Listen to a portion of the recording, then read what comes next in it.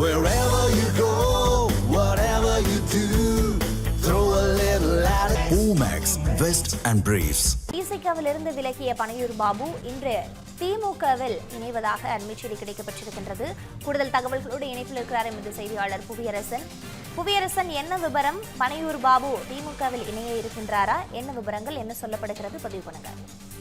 பிரீதா, வணக்கம். விசிகா தலைமை மீது ஒரு அதிருப்தி தெரிவித்து பல்வேறு குற்றச்சாட்டுகளை முன்வைத்து கட்சியின் தலைவராக இருக்கக்கூடிய திருமாவளவன் மீதே குற்றச்சாட்டுகளை முன்வைத்து அக்கட்சியில் இருந்து விலகுவதாக நேற்று முன்னாள் சட்டமன்ற உறுப்பினராக இருந்த பனையூர் பாபு நேற்று ஒரு அறிவிப்பை வெளியிட்டிருந்தார். இந்த நிலையில் அவர் இன்று திமுகவில் இணைய இருப்பதாக தகவலானது கிடைக்கப்பட்டிருக்கிறது. குறிப்பாக பார்த்தோம்னா விசிகா தலைவராக இருக்கக்கூடிய திருமாவளவன் மீது கொள்கையில் இருந்து தடம் மாறிவிட்டதாக ஒரு குற்றச்சாட்டை முன்வைத்திருந்தார் நேற்றே.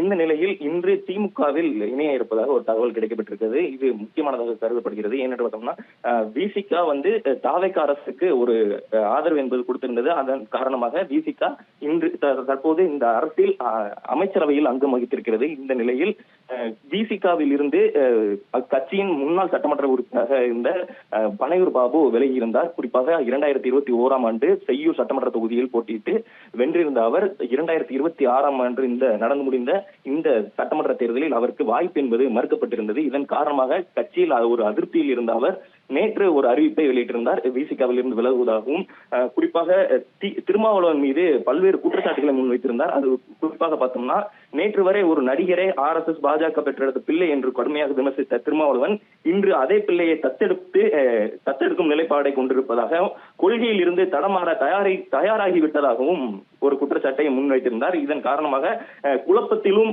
அவநம்பிக்கையிலும் செயல்படும் ஒரு தலைமையின் கீழ் இனியும் என்னால் செயல்பட முடியாது என்று கூறி அவர் அந்த கட்சியில் இருந்து விலகியிருந்தார். இந்த நிலையில் இன்று திமுகவின் தலைமை அலுவலகமாக இருக்கக்கூடிய அண்ணா அறிவாலயத்தில் திமுகவில் தன்னை இணைத்துக் கொள்ள இருப்பதாக பனையூர் பாபு திமுகவில் இணைய இருப்பதாக ஒரு தகவலானது கிடைக்கப்பட்டிருக்கிறது. இன்னும் சில மணி நேரங்களில் அவர் திமுகவில் இணைவார் என்று எதிர்பார்க்கப்படுகிறது.